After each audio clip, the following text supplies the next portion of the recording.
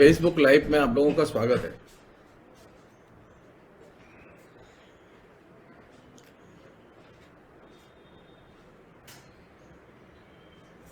आज से हम लोग एक नई सीरीज शुरू करने जा रहे हैं जो कि खासतौर पर उत्तर प्रदेश के चुनावों को, विधानसभा चुनावों को केंद्र में रख के तैयार की है मैंने।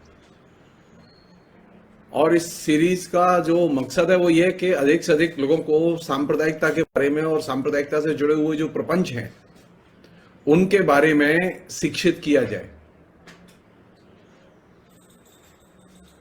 प्रधानमंत्री नरेंद्र मोदी, गृह मंत्री अमित शाह, मुख्यमंत्री योगी, इन तमाम लोगों ने जिस तरह का प्रोपेगेंडा खड़ा किया है, उस प्रोपेगेंडा को तथ्यों के आधार पर और इनके वैचारिक दृष्टिकोण के आधार पर उद्घाटित किया जाए।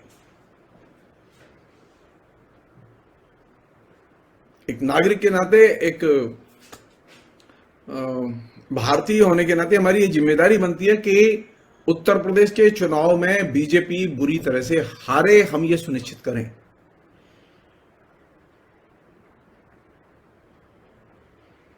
आज हमने जो बातचीत का टॉपिक रखा वो ये था कि पहला ही जो टॉपिक रखा वो ये अमित शाह के कुतर्क और यूपी का यथार्थ। ये जो गृह मंत्री अमित शाह हैं, ये अपने आप को तीरंदाज समझते हैं और तीरंदाज हैं भी है।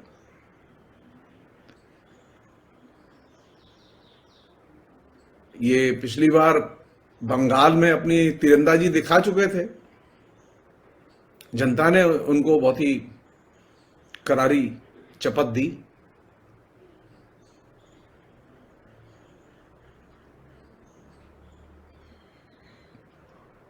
कम से कम 10,000 करोड़ रुपया बंगाल के चुनाव में बीजेपी ने खर्च किया था।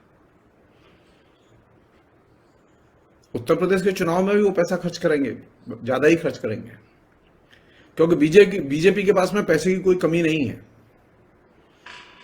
बीजेपी अकेली पार्टी है जो कि साधन संपन्न है और बाकी किसी पार्टी के पास कोई साधन नहीं है। इसलिए उत्तर प्रदेश का चुनाव एकदम असंतुलित चुनाव है। अखिलेश हो या कांग्रेस हो या बहुजन समाज पार्टी हो, इनके पास किसी के पास कोई साधन नहीं है उस तरह के, जिस तरह के साधन और पैसा बीजेपी के पास है और ब्लैक मनी बीजेपी के पास है। और इससे भी ज्यादा खतरनाक चीज जो बीजेपी के पास है वो है सांप्रदायिक विचारधारा। जिस सांप्रदायिक विचारधारा के आधार पर बरसों और खासतौर पर योगी के मुख्यमंत्री बनने के बाद जिस तरह का सघन प्रचार अभियान चलाया गया, उस सांप्रदायिक विचारधारा को समझना बेहद जरूरी है।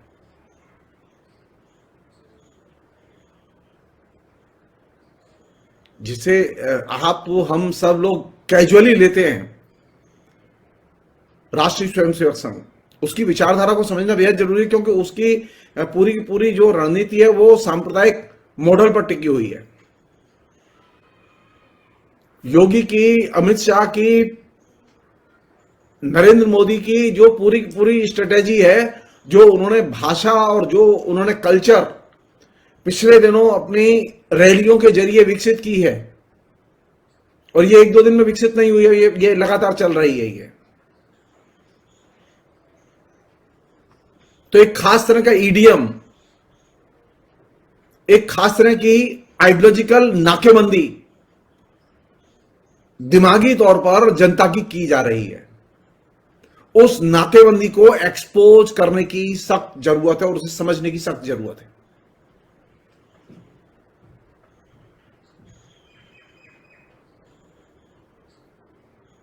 जनता को बांधने का सबसे बढ़िया तरीका क्या है हिंदुस्तान में? आप भगवान भगवान चिल्लाइए, जनता आपको बहुत प्यार करेगी।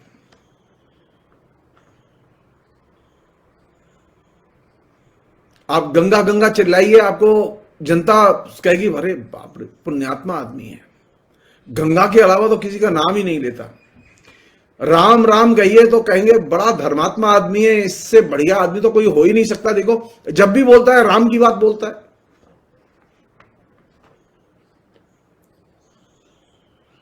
तो बीजेपी ने और एक नए किस्म का भाषिक संसार अपने प्रचार अभियान के जरिए हम लोगों के इर्द गिर्द, मीडिया के जरिए हम लोगों के इर्द गिर्द विकसित किया है, एक नया ईडीएम विकसित किया है।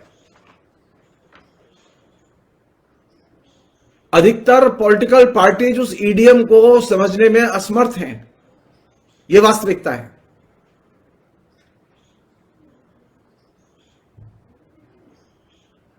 और ये बहुत ही खतरनाक ईडीएम विकसित किया है इन लोगों ने।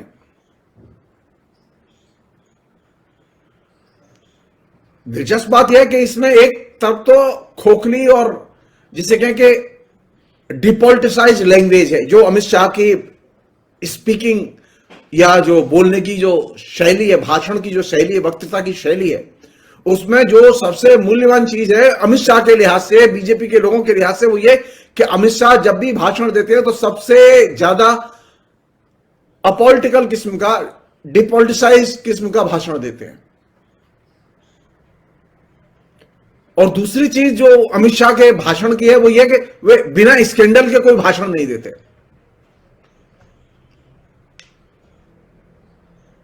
तो अमित शाह के भाषणों को सुनते समय आप लोग ये अपने जहन में रखिए कि ये व्यक्ति जब बोलेगा तो हमेशा अराजनीतिक भाषा बोलेगा, और अराजनीतिक भाषा बोलते समय ये जिस तरह के भाषिक संसार को आपके इर्द गिर्द निर्मित करेगा उसमें स्कैंडल जरूर होंगे।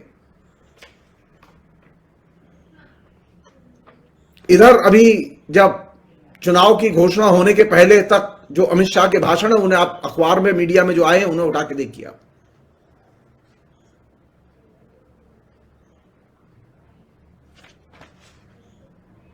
तो अपॉलिटिकल लैंग्वेज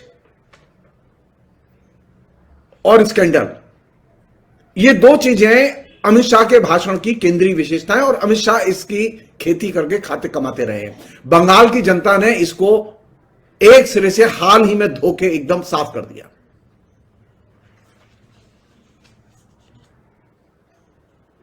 और इससे भी बड़ी बात यह है कि अमित शाह जिस राजनीति को रिप्रेजेंट करते हैं उसे हम लोग सांप्रदायिक राजनीति कहते हैं। अमित शाह धर्मनिरपेक्ष राजनीति का प्रतिनिधित्व तो नहीं करते।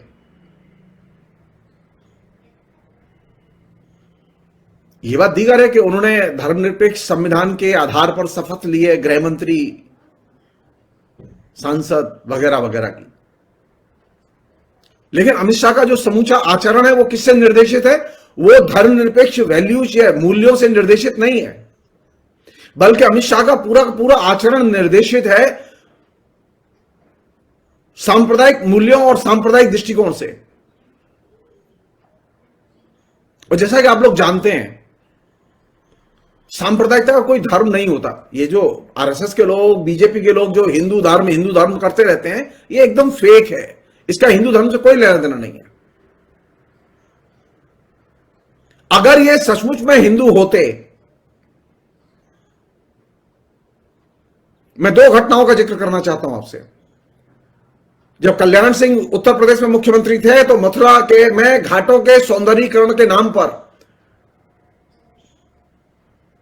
अनेक मंदिर गिराए गए, हिस्टोरिकल मंदिर गिराए गए।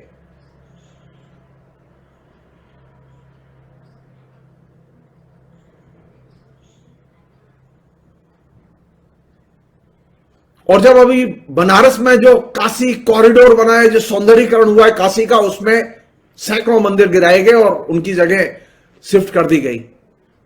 कभी पूरी ह्यूमन हिस्ट्री में हिंदुस्तान की किसी हिंदू राजा ने, जो अपने को हिंदू धर्म का उपासक कहता हो, किसी हिंदू संगठन ने जो अपने को हिंदू धर्म का उपासक कहता हो, उसने हिंदुओं के मंदिर नहीं गिराए। तो मैं विनम्रता से एक बात कहना चाहता हूं कि सांप्रदायिकता का कोई धर्म नहीं होता। ये चाहे लाख राम की कसम खाएं, चाहे गंगा की कसम खाएं, चाहे जमुना की कसम खाएं,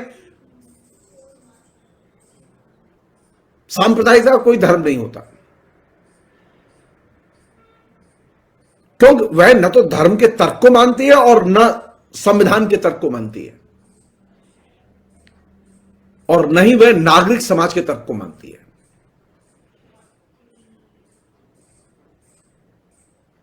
धर्म के तर्क, संविधान के तर्क, नागरिक समाज के तर्क, ये तीनों तर्क भाजपा के लिए, अमित शाह के लिए एकदम निरर्थक और बेमानी है। जो सांप्रदायिकता हमारे यहां जिसको कि आरएसएस रिप्रेजेंट करता है, जिसके कि ये लोग सिपह सालार हैं और घूम रहे हैं, उसे न पश्चिम पसंद है न पूरब पसंद है। वह न तो आधुनिक को मानती है और न प्राचीन को मानती है, और उसके लिए ज्ञान बेमानी है। मैं आपको बाद में बताऊंगा कि कैसे ज्ञान बेमानी है।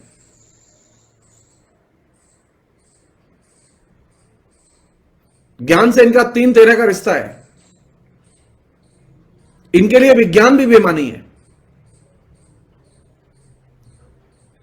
वे न अपने गुरु के सगे हैं और न अपने पीर के सगे हैं, न भगवान के सगे हैं न अपने गुरु के सगे हैं। वे न स्त्रियों के सगे हैं और न वे अछूतों के सगे हैं। उनका अल्पसंख्यकों, खासतौर से जो मुसलमान हैं, ईसाई हैं और दूसरे किस्म के अल्पसंख्यक हैं, उनके साथ में एक तरह से जो धार्मिक अल्पसंख्यक जिन्हें हम लोग कहते हैं, उनके प्रति उनका शत्रु भाव है। ये सांप्रदायिकता की एक सामान्य प्रकृति है, जिसका कि ये व्यवहार में आचरण करते हैं। उसी तरह सांप्रदायिकता के लिए राष्ट्र का कोई महत्व नहीं। आपके लिए राष्ट्र राष्ट्र चाहे जितना कहे नरेंद्र मोदी, अमित शाह, मोहन भागवत, हमारी सिर्फ एक ही गुजारिश है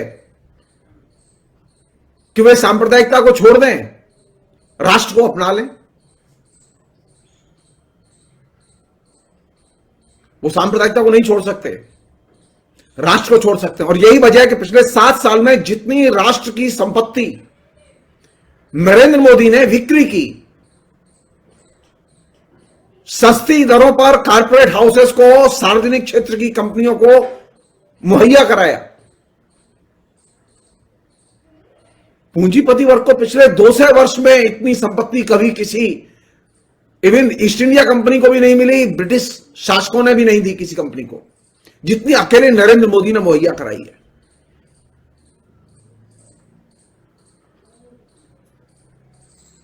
कहने का आशय यह है कि सांप्रदायिकता राष्ट्र के प्रति शत्रु भाव रखती है। वह सिर्फ अल्पसंख्यकों के प्रति शत्रु भाव नहीं होता उसके अंदर, बल्कि वे कहते राष्ट्र की हैं, आवाज खूब राष्ट्रवाद के नाम पर देते हैं, लेकिन सबसे ज्यादा नफरत किसी से करते हैं तो वो राष्ट्र से करते हैं। और अगर आपको ये बात समझ में नहीं आती तो आप समझ लीजिए इस बात से कि जिन लोगों ने रेल की 1 इंच पटरी नहीं बिछाई, उनको रेल दे दी गई। जिन लोगों ने कभी हवाई पट्टी नहीं बनाई, हवाई पट्टी के लिए 1 एकड़ जमीन नहीं खरीदी, उनको पूरी पूरे एयर इंडिया दे दी गई। क्या है ये देशभक्ति है? ये राष्ट्र प्रेम है? जी नहीं। तो कहने का आशय यह है कि सांप्रदायिकता को राष्ट्र से कोई मोहब्बत नहीं होती, वो उसकी वाचिक जुगाली का हिस्सा है। आपको भ्रमित करने के लिए वो राष्ट्र राष्ट्र करते रहते हैं।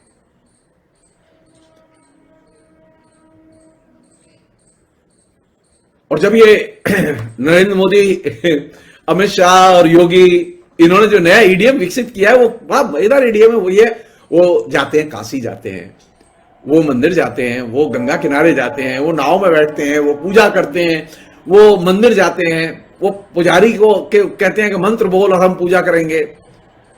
तो इनका जो भाषिक संसार है और इनका जो आइडियोलॉजिकल संसार है, जिसको कि वो सामने दिखाते हैं, उसमें उस ईडीएम को विकसित करने में ये जो तमाम किस्म के मंदिर, नदी, देवालय, इनके साथ में उनकी गतिविधियां, ये हमारे जेहन में उतारी इसलिए जाती हैं कि आप इनको अपना महसूस करें।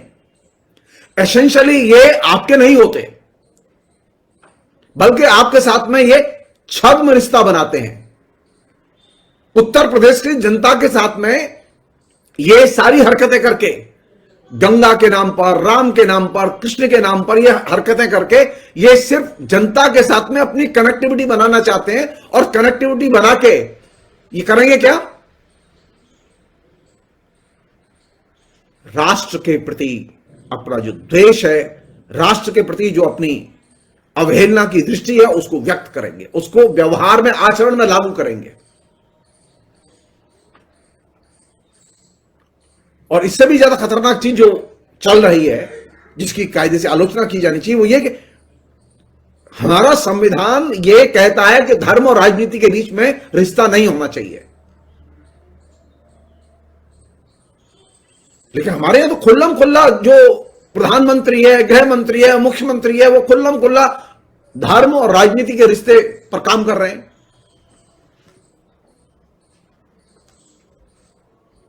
और धर्म राजनीति के रिश्ते के जरिए वे एक नए किस्म के ईडियम, एक नए किस्म की भाषिक शैली और नए किस्म का जो राजनीतिक संसार है उसे वो निर्मित कर रहे हैं। और जैसा कि मैंने आपसे कहा कि एक तरफ इनके इस राजनीतिक भाषिक संसार में ये तमाम नदी, गंगा नदी, यमुना नदी, संगम, भगवान राम, सीता, महादेव, विश्वनाथ, ये तमाम रूप हैं, लेकिन एसेंशियली इनका धर्म से कोई लेना देना नहीं है। ये इनके राजनीतिक जो आक्रामकता है, राजनीतिक जो ध्रुवीकरण है, राजनीतिक जो जनता को भ्रमित करके अपने पीछे गोलबंद करने की जो साजिश है, उसका एक हिस्सा है। अंततः कोई पलट के पूछे तो सही अमित शाह से कि आपने अभी तक जो भाषण दिए, जो अखबारों में छपे हैं, उनमें उत्तर प्रदेश की किसी भी एक अच्छी योजना का, जिसमें कि उत्तर प्रदेश में 10,000 लोगों को रोजगार मिले हों, ऐसी किसी भी योजना का जिक्र किया? नहीं। किस पर अटैक हो रहे हैं? अखिलेश पर अटैक हो रहे हैं, मायावती पर अटैक हो रहे हैं, प्रियंका गांधी पर अटैक हो रहे हैं। मायावती, अखिलेश, प्रियंका गांधी, ये चुनाव का मुद्दा नहीं है। चुनाव का मुद्दा है उत्तर प्रदेश का विकास। सवाल किया जाना चाहिए कि पिछले 5 साल में उत्तर प्रदेश का विकास हुआ या विनाश हुआ?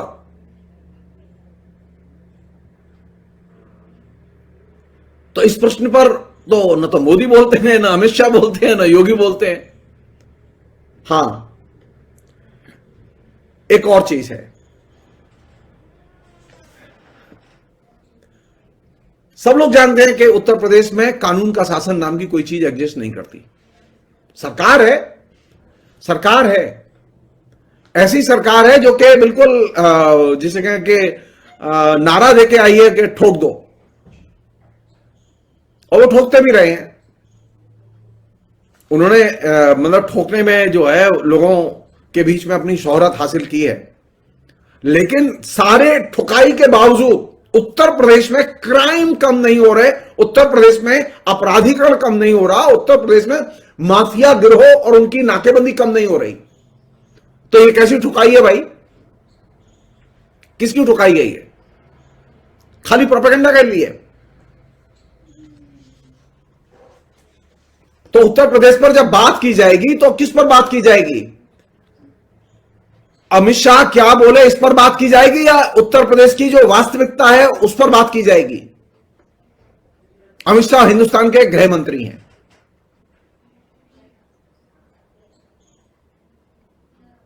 जैसा कि मैंने आपसे कहा कि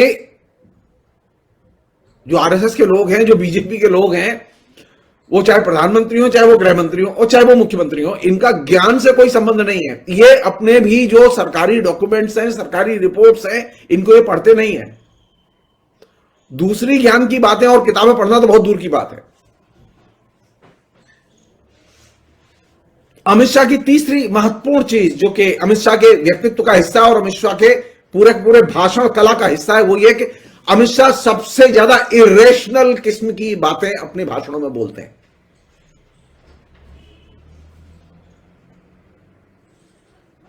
और अमित शाह इन प्रैक्टिस अन्याय के पक्ष में खड़े रहते हैं। अगर वो न्याय के पक्ष में खड़े होते तो उन्हीं के विभाग में एक मंत्री है जिसके बेटे ने सरेआम किसानों को कुचल दिया, जो खुलेआम लोगों को डिफेंड करता रहा, कहता रहा कि नहीं मेरे बेटे ने नहीं किया, झूठ बोलता रहा। अमित शाह ने, नरेंद्र मोदी ने उसको अभी तक मंत्रिमंडल से निकाला नहीं है।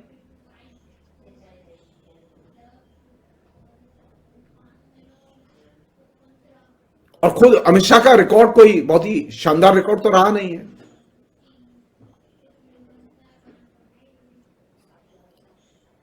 अमित शाह का गंगा से बड़ा प्रेम है ना, और नरेंद्र मोदी का गंगा से बहुत प्रेम है।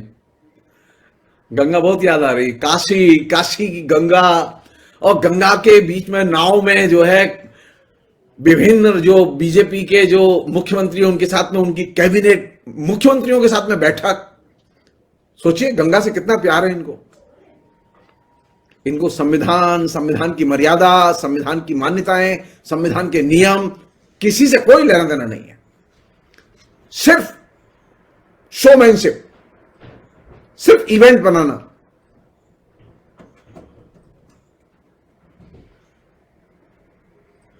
कह रहे हैं ना वो कि हमने क्या दिया। हम अनुरोध करते हैं कि अमित शाह किसी भी नदी का पानी, यूपी की किसी भी नदी का पानी किसी भी वेधशाला में, किसी भी प्रयोगशाला में, वैज्ञानिक शाला में टेस्ट के लिए खाली भेज दें। सारी नदियां सड़ रही हैं, सारी नदियां, और विषाक्त जल से भरी हुई हैं।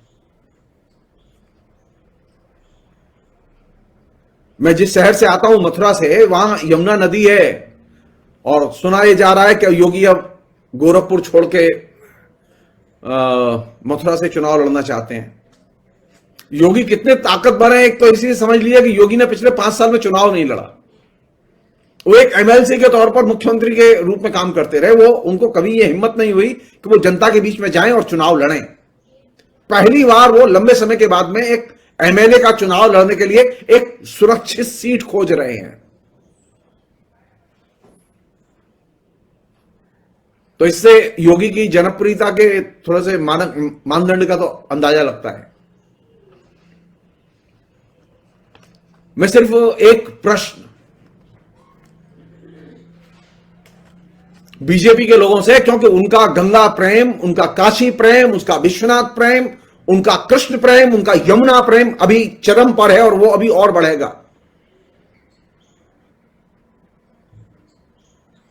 नदी प्रदूषण के खिलाफ में आज तक वो कभी एक्टिव क्यों नहीं हुए? वहां तो कोई माफिया नहीं है, नदी तो सबकी है। वहां तो बीजेपी को किसी की चुनौती नहीं है, बल्कि सब लोग सहयोग देने के लिए तैयार है। लेकिन इसके बावजूद नदियां स्वच्छ नहीं हुई, और नदियों के लिए कोई प्रकल्प इंप्लीमेंट नहीं हुआ जिससे कि नदियों में स्वच्छ पानी आए।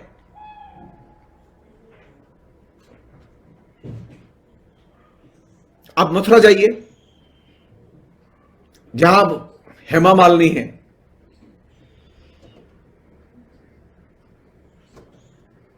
वहां से एमपी हैं, अब वहां से योगी भी इलेक्शन लड़ना चाहते हैं। वहां से एक ऑलरेडी कैबिनेट मिनिस्टर है, लगातार रहे हैं वहां से। लेकिन मथुरा तो एकदम, यमुना तो एकदम नरक कुंड है। तो ये कैसे हिंदू है भाई, जिनके शासन में नदियां नरक कुंड बन जाएं? अरे कुछ ना सही 7 साल में कम से कम गंगा यमुना में जो सीवर लाइन है, उस सीवर लाइन को, या जो कारखाने हैं उनके प्रदूषित जल को तो जाने से रोक सकते थे। तो आपने कहीं पर भी किसी भी नदी में प्रदूषित पानी जाने से रोका नहीं।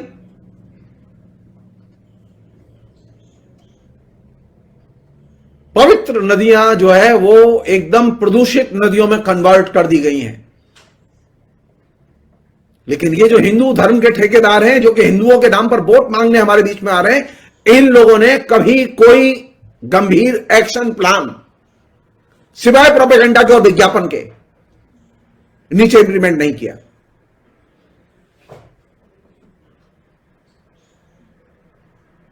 नदी प्रदूषण को लेके कोई चेतना नहीं है, कोई भाषण नहीं है, कोई इलेक्शन मैनिफेस्टो नहीं है, कोई एक्शन नहीं है। और ये इनकी क्यों, ये बाकी दलों के साथ में भी ये दिक्कत है कि उनके लिए नदियों का प्रदूषण समस्या नहीं रहा है। एक बात उठाई है बड़े जोर शोर से बीजेपी के लोगों ने कि बीजेपी की सरकार ने क्या किया, एक्सप्रेस वे तैयार किए हैं। एक्सप्रेस वे की कल्चर जो शुरू हुई थी, जिसने कि यूपी का भला किया कि बुरा किया, ये एक अलग अभी विषय है, इस पर कभी अलग से बात करेंगे। लेकिन मैं सिर्फ एक छोटी सी चीज, एक वेबसाइट है द प्रिंट, उस वेबसाइट ने एक बहुत महत्वपूर्ण लेख अभय मिश्रा का छपा है। अभय मिश्रा ने रेखांकित किया है कि ये जो गंगा एक्सप्रेस वे है, जिसको के लेकर अपने लिए ये सबसे ज्यादा अपने हाथों से अपनी पीठ ठोक रहे हैं, इस गंगा एक्सप्रेस वे की वजह से 140 नदियां और तालाब और उनके जल स्रोत बुरी तरह से प्रभावित होंगे और प्रदूषित होंगे।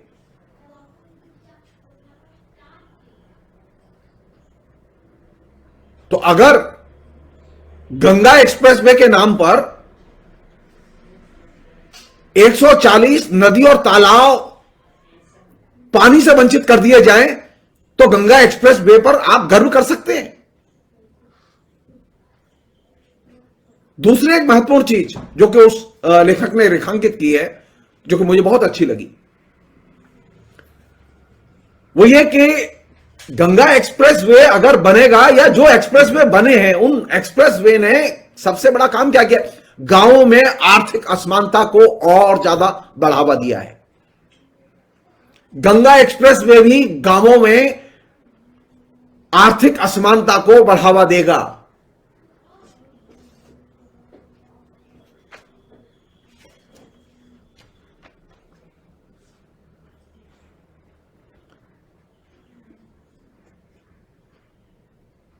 और जो जिस तरह से गंगा एक्सप्रेस वे बनाई जा रही है, उस पर उन्होंने इस बात को रेखांकित किया कि एक्सप्रेस वे के आसपास के इलाके, खेत खलिहान जो भी हैं, जो खेत हैं खासतौर पर, वे जब बाढ़ आएगी गंगा में तो वे बाढ़ से प्रभावित होंगे और वहां दलदल की संभावना बनी रहेगी, खेतों में दलदल रहेगी। उत्तर प्रदेश में समस्या क्या है अभी गांव में? उत्तर प्रदेश में राम चाहिए या नील गाय से मुक्ति चाहिए किसानों को? योगी सरकार 5 साल में कोई कदम नहीं उठा पाई, नील गायों के उपद्रव को रोक नहीं पाई। हजारों रुपए की रोज, हजारों किसानों की रोज फसल नील गाय नष्ट कर देती हैं। और जो बिगड़ैल जो सांड होते हैं, वे सांड आए दिन फसलों को नुकसान पहुंचाते रहते हैं।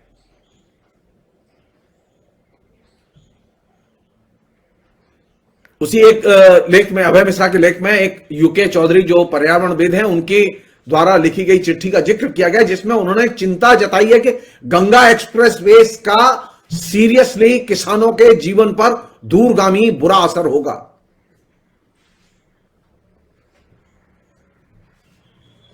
मोदी जी गंगा एक्सप्रेस वे बना रहे हैं ना, गंगा आए कहां से, गंगा जाए कहां रे? तो गंगा एक्सप्रेस वे बन के जाएगी कहां? गंगा एक्सप्रेस वे के किनारे यानी हाईवे पर की जो जमीनें हैं, वे जमीनें कारपोरेट हाउस अपने उद्योगों के लिए खरीदना चाहते हैं और वे वहां उद्योग लगाएंगे, और उद्योग लगाएंगे तो उसका प्रदूषित जल वो जाएगा कहां? गंगा रहेगी या बचेगी? तो गंगा एक्सप्रेस वे से जहां किसानों के जीवन में गरीबी और पामाली और ज्यादा बढ़ेगी, वहीं दूसरी तरफ गांवों के अंदर जो है, जो खेती की जगह है, जमीन है, उसमें दलदल बढ़ेगी। और तीसरी जो महत्वपूर्ण चीज इससे भी ज्यादा महत्वपूर्ण चीज,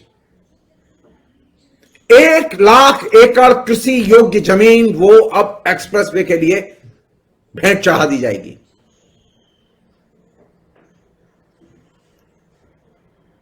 ऑलरेडी हमारे पास में कृषि जमीन घटती चली जा रही है। आप जाइए उत्तर प्रदेश में, आप विभिन्न शहरों में जाइए, आप लगातार खेत दर खेत कटते चले जा रहे हैं और हाउसिंग सोसाइटीज में कन्वर्ट होते चले जा रहे हैं।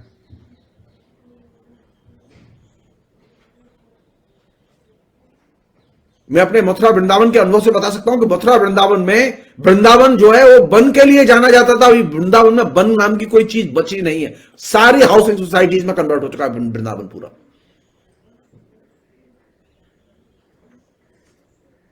तो जैसा कि मैंने आपसे कहा कि ये जो सो कॉल्ड हिंदू सांप्रदायिकता का जो जयघोष करने वाले लोग हैं, अमित शाह वगैरह, इनके लिए धर्म कोई मायने नहीं रखता, क्योंकि इनका कोई धर्म नहीं होता। इनका एक ही धर्म है, टके का धर्म। पैसा कहां से मिलेगा, पूंजीपति कहां है, पूंजीपति क्या चाहता है, ये इनके बुनियादी धर्म हैं। अब हम अमित शाह के उस पहलू पर आए जो कि अमित शाह के साथ खुद जुड़े हुए हैं और यूपी के साथ जुड़े हुए हैं।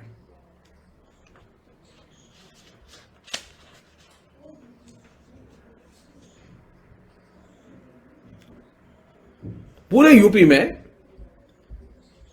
यूपी के बाहर, उत्तर प्रदेश के सुशासन के, दमदार शासन के, कानून के शासन के बैनर पोस्टर खूब लगे, खूब प्रोपेगेंडा हुआ। और अभी जो अमित शाह भाषण देने गए उसमें भी उन्होंने इस बात पर जोर दिया कि गुंडागिर्दी तो, अपराध तो पहले होते थे, अब तो बिल्कुल एकदम राम राज्य है।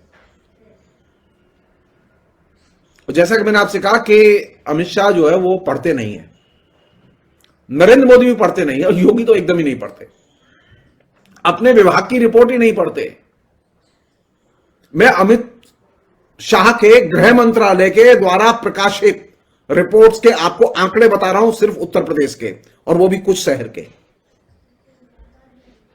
इससे आप अंदाजा लगाइए कि उत्तर प्रदेश को किस नरक में फेंका हुआ है। दिल्ली से सटे हुए गाजियाबाद को लें आप,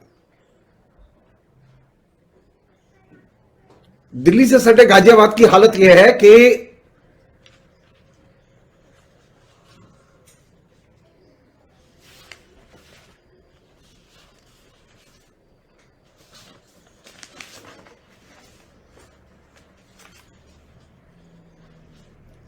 जो राष्ट्रीय डाटा जो पब्लिश होता है, उस राष्ट्रीय डाटा में जो रिपोर्ट्स अवेलेबल हैं,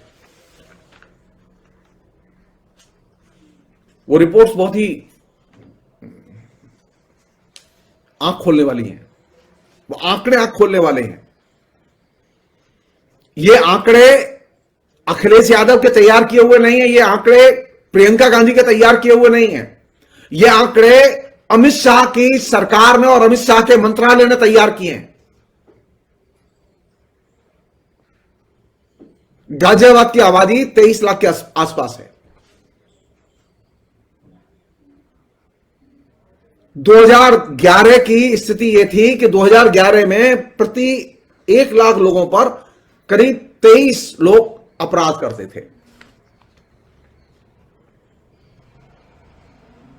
2019 में अमित शाह के शासन की, योगी के शासन की उपलब्धि बता रहा हूं, उस रिपोर्ट है, उसमें 2017 से लेकर 19 के 2 साल के आंकड़े हैं।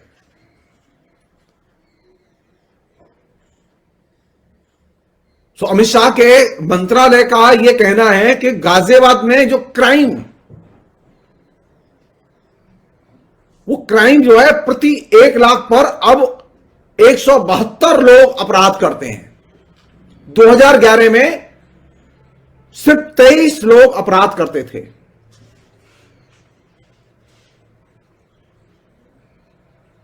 अब चलते हैं कानपुर। कानपुर में प्रति 1 लाख पर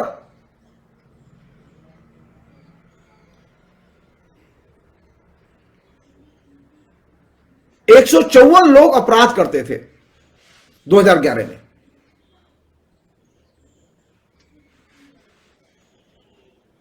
और 2019 में 292 लोग अपराध करते हैं।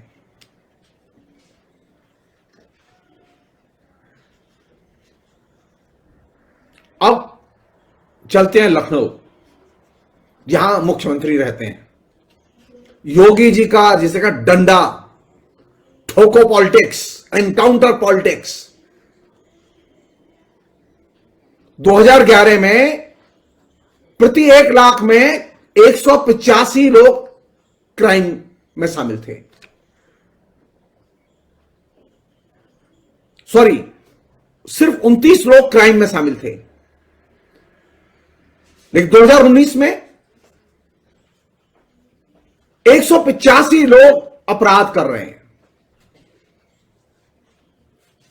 2011 में 29 लोग लखनऊ में अपराध करते थे और 2019 में 185 लोग क्राइम कर रहे हैं। अब आप लखनऊ, कानपुर, गाजियाबाद का जो क्राइम का जो डाटा है, जो कि अमित शाह ने खुद तैयार किया है, वे अमित शाह कह रहे हैं कि हमने उत्तर प्रदेश को अपराध मुक्त प्रदेश बना दिया है।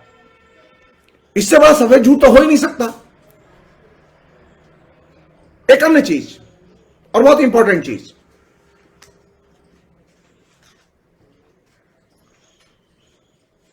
वो ये कि अमित शाह के शासन में राष्ट्रीय स्तर पर क्या क्राइम घटा है या बढ़ा है?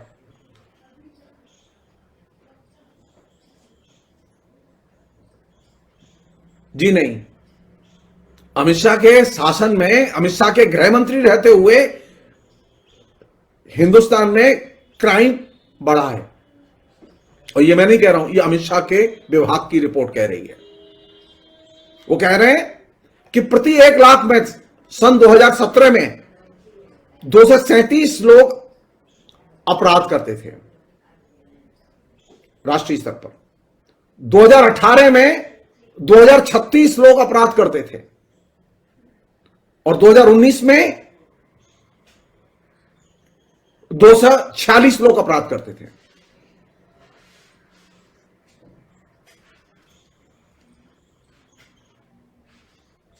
और आप कह रहे हैं कि आपने अपराध मुक्त बना दिया है, एकदम आनंद के ही दिन चल रहे हैं। अब आजकल सिर्फ रामायण पाठ, कानून का शासन और जय श्री राम के नारे के अलावा और कोई चीज नहीं होती। जी नहीं, जी नहीं। अमित शाह के शासन में और योगी के शासन में उत्तर प्रदेश में औरतों के खिलाफ अपराध बेशुमार बढ़े हैं।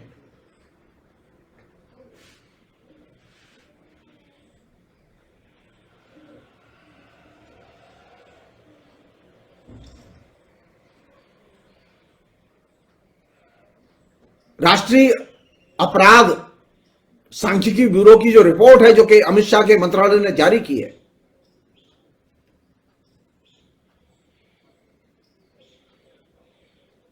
उसके अनुसार औरतों पर सबसे ज्यादा जुल्म बढ़े हैं इस बीच में, यानी 2017, 18, 19 के दौरान।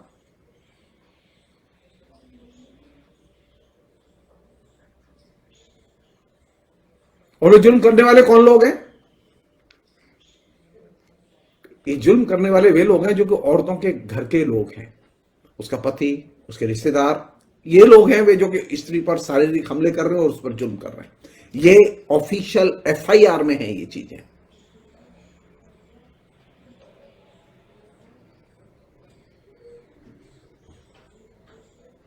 और जो सबसे दुखद चीज है, शारीरिक हमले, अपहरण, इनकी घटनाएं तो बेशुमार बढ़ी ही हैं। रेप की घटनाओं में एक उछाल आया है। अगर बहुत ही सरल भाषा में कहें आपसे, और यह अमित शाह से पूछा जाना चाहिए,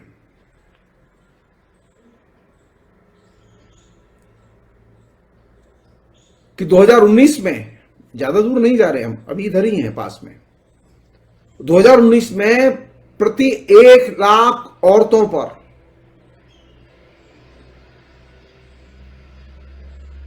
63 के करीब औरतें ऐसी थी जिनके खिलाफ में अपराध की घटनाएं घटी।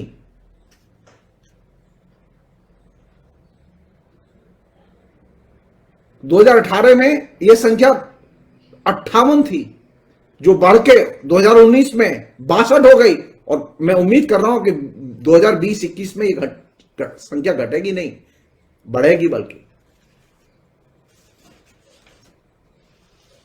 एक अन्य चीज और बहुत इंपॉर्टेंट चीज,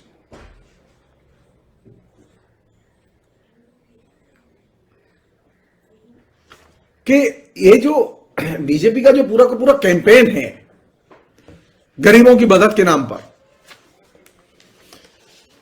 अभी पहले वो खाली 5 किलो राशन दे रहे थे, अभी 10 किलो राशन दे रहे हैं, और उसके साथ साथ वो फ्री रिफाइंड तेल दे रहे हैं, नमक दे रहे हैं, दाल भी दे रहे हैं, और ये 15 करोड़ लोगों को राशन बंट रहा है। 15 करोड़ लोगों को फ्री राशन बंटने का मतलब यह है कि 15 करोड़ आबादी अत्यंत गरीबी में रह रही है।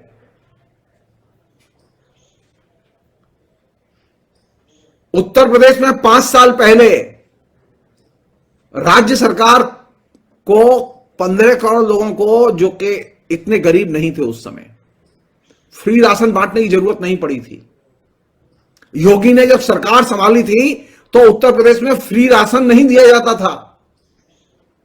लोगों के पास में खाने के लिए पैसे होते थे, लेकिन 5 साल के अंदर सरकार खुद कह रही है कि वह 15 करोड़ लोगों को राशन, तेल, दाल और नमक दे रही है। और कैसा दे रही है? सिर्फ एक नमूना दे रहा हूं मैं आपको। जो नमक की थैलियां मिली हैं, उन नमक की थैलियों में कांच भरे हुए थे, पत्थर भरे हुए थे, और ये कांच और पत्थर मैनपुरी में मिले, फिरोजाबाद में मिले, ये आगरा में मिले। कहीं पर भी किसी के खिलाफ में कोई एक्शन नहीं हुआ।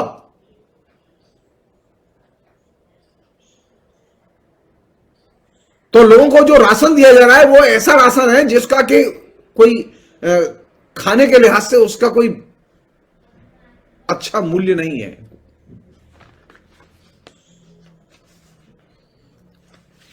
अमित शाह ने एक बात कही है, बहुत ही इंटरेस्टिंग है ये। उन्होंने कहा है कि नो एक्शन, एक्सट्रीम एक्शन की बजाय जस्ट एक्शन।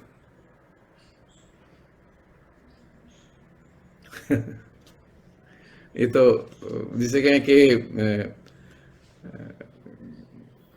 शेर की मांद में जो है वो मांस का लोथड़ा खोजने वाली बात हुई। अमित शाह गृह मंत्री हों, योगी मुख्यमंत्री हों, और लोगों को न्याय का शासन मिले, ये तो संभव ही नहीं है। संभव ही नहीं है, क्योंकि सांप्रदायिकता के शासन में, सांप्रदायिक संगठन भाजपा के शासन में, यह संभव ही नहीं है कि लोगों को न्याय का शासन मिले।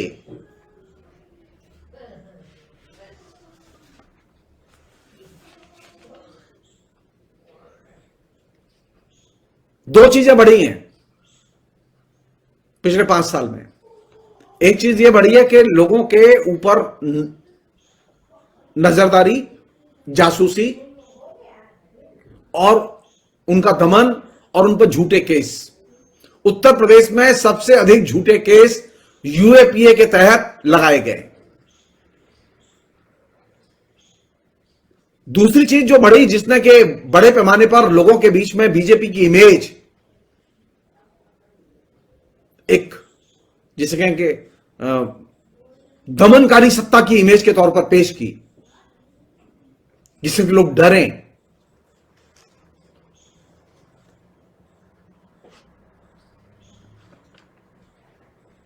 तो दमन की संस्कृति का एनकाउंटर कल्चर के जरिए और दूसरे झूठे मुकदमों के जरिए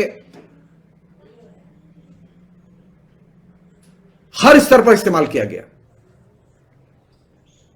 और इस काम में पुलिस विभाग की जम की मदद ली गई।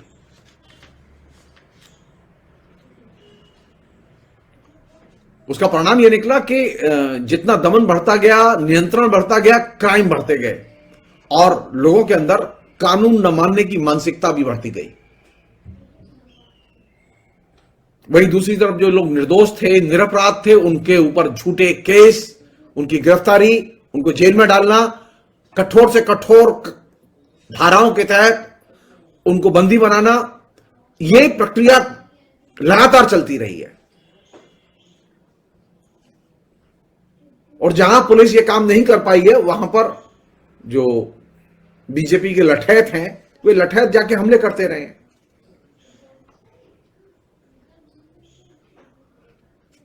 तो योगी और अमित शाह और नरेंद्र मोदी ने यूपी की जनता को एक ही विकल्प दिया, और खासतौर पर जो गुंडे थे उनको एक विकल्प दिया कि या तो हमारे साथ रहो वरना एनकाउंटर हो जाएगा तुम्हारा। तो जो एनकाउंटर में मारे गए, ये वे लोग थे जो कि इनके साथ रहने के लिए तैयार नहीं थे, वो अपना अलग से धंधा करना चाहते थे। जो इनके साथ हैं वे लोग अभी भी अपने धंधे में व्यस्त हैं, इसलिए क्राइम में कोई गिरावट नहीं है, नार्कोटिक्स के बिजनेस में कोई गिरावट नहीं है, लोगों से वसूली में कोई गिरावट नहीं है। पुलिस की जो क्रिमिनल एक्टिविटीज है, पुलिस की जनता को बेवजह परेशान करने, उन पर मुकदमा ठोकने वाली जो मानसिकता है, उनको एनकाउंटर करने वाली जो मानसिकता है, उसमें कोई गिरावट नहीं है।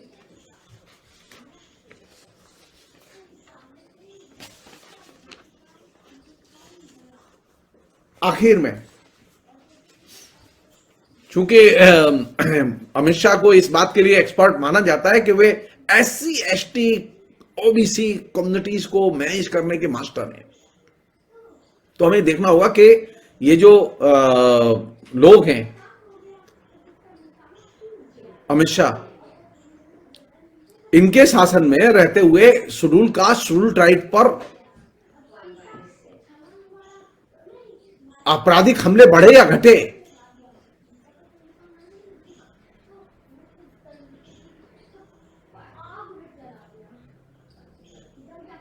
रिकॉर्ड बताते हैं। ये 2019 में 45,935 केस दर्ज हुए शेड्यूल कास्ट के ऊपर अपराध से संबंधित, जिन लोगों ने शेड्यूल कास्ट के खिलाफ में क्राइम किए उनसे संबंधित, और ये 2018 की तुलना में 7.33% अधिक थे।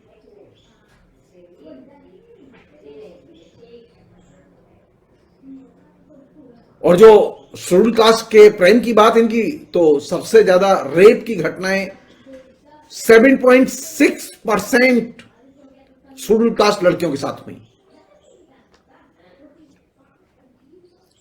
इसी तरह जो शेड्यूल ट्राइब, उनके ऊपर हमले, उनके खिलाफ आपराधिक हमले, उनमें 2018 की तुलना में 2019 में 26% का इजाफा हुआ है।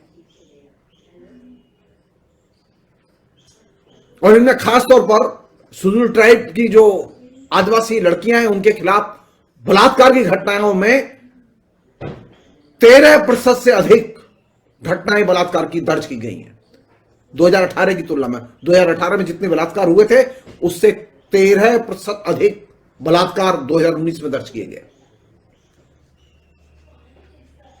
हां, जैसा मैंने आपसे कहा कि वो एनकाउंटर एक स्पेशलिस्ट है, तो वो कहते हैं कि उन्होंने अपने शुरू के 4 साल के शासन में 7,500 के करीब एनकाउंटर किए।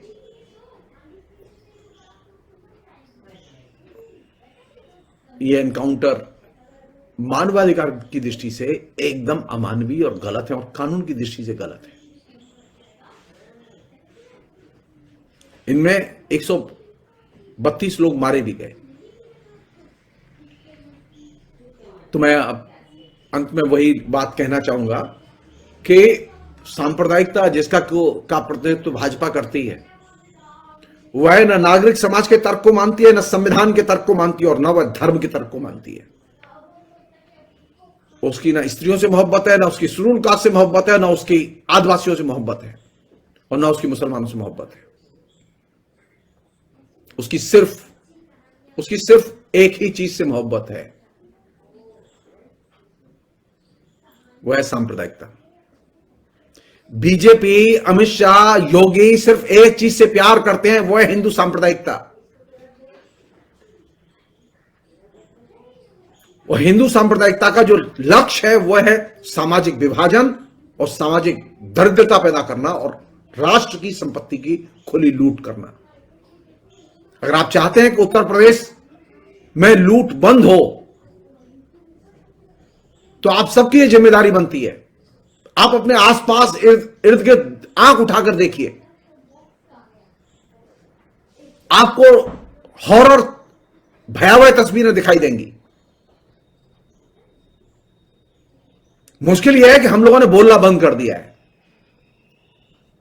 बेहतर यह है, इलेक्शन का टाइम है, अब तो बोलो, वोट के पहले लोगों को जागृत करो। बीजेपी तरह तरह के प्रलोभन देके वोट लेके सरकार में आना चाहती है। अभी 15 करोड़ लोगों को राशन मिलता है। आप तय मानिए, अगर बीजेपी इलेक्शन में जीत के आई तो अगले चुनाव के बाद में 15 करोड़ लोग बिना राशन के मरेंगे। रोजगार तो मिलने से रहा। यह राशन तब तक ही है जब तक कि बीजेपी को सरकार में मौका नहीं मिल रहा है।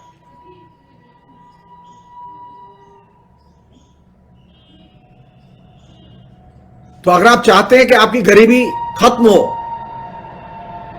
आप चाहते हैं कि आपके जीवन में सुरक्षा बढ़े, तो आप बीजेपी का हर स्तर पर विरोध कीजिए।